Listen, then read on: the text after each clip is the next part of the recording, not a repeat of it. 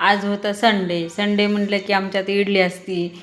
मग प्रत्येक संडेला आमच्याकडे इडली किंवा डोसा असं काहीतरी करते मी. त्याच्यामुळं मग आता इडली करायचं म्हटलं तर आदल्या दिवशीपासूनच राबायला लागतं. त्याच्यासाठी मी 3 वाट्या तांदूळ घेतले, 1 वाटी आपले उडदाची डाळ घेतली आणि स्वच्छ 4-5 पाण्यानं स्वच्छ धुवून भिजू घातलं होतं.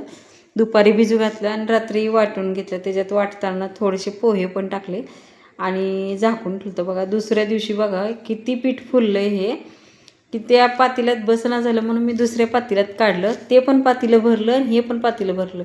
एवढं पीठ फुगलेलं आपलं. त्याच्यामुळं की नाही त्याच्यात सोडा बिडा काही घालण्याची काहीच गरज नाही. मी मीठ घातलं फक्त. किंचित घालू शकता तुम्ही, म्हणजे सोडा घातला तरी काय हरकत नाही. पण एवढं पीठ फुगलं म्हणल्यानंतर सोड्याची काहीच गरज नाही आहे.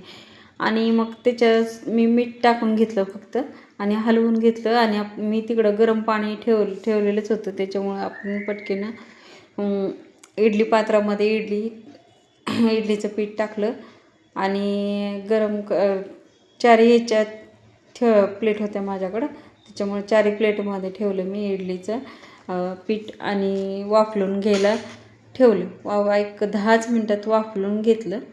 आणि मग तोपर्यंत इकडं माझं सांबर चटणी ते एकदम छान करून घेतलं मी. तोपर्यंत माझी इकडे इडली पण वाफलून झाली. आता संडे म्हणल्यानंतर सगळ्याच गोष्टीला उशीर थोडं जरा निवांतच असतं सगळ्या गोष्टीनं. बघा किती इडली आपली फुगलेली आणि मऊ पण झालेली बघा. एकदम मऊ सूत झालेली आहे बघा इडली आपली. एकदम म्हणजे काय जाळीदार पण झाली आणि अशी किचकिच झालेली नाही. एकदम मोकळी फटफट आणि एकदम अशी रवाळ अशी कशी होती तशी झालेली आहे बघा. किती छान झालेली आहे इडली बघा मस्तपैकी. आता मी पटकन ताट वाढलं आणि आहोंना दिलं. या इडली खायला. तुम्हाला आवडलं असेल तर कमेंट करून मला सांगा नक्की.